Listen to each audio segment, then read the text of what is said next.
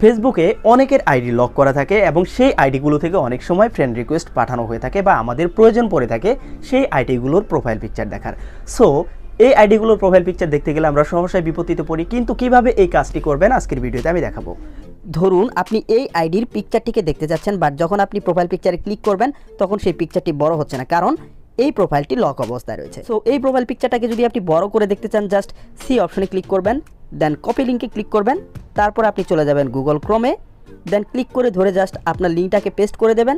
তারপরে যদি আপনি আবার প্রোফাইল পিকচারে ক্লিক করেন, তবুও দেখছেন যে এখান থেকে প্রোফাইল পিকচারটা দেখা যাচ্ছে না। তো এখন আপনি কি করবেন, আপনি সরাসরি এই লিঙ্কটাতে একটা ক্লিক করবেন এবং এখান থেকে পেন আইকনে ক্লিক করবেন, তারপরে এম এর পরে জাস্ট লিখবেন BASIC, দেন আবার যদি আপনি গোতে ক্লিক করেন, এবার আপনি জাস্ট পিকচারটিকে ধরবেন, দেন আপনি এখান থেকে ডাউনলোড ইমেজে ক্লিক করবেন, আপনার পিকচারটি ডাউনলোড হয়ে যাবে, দেন আপনি ওপেনে ক্লিক করবেন।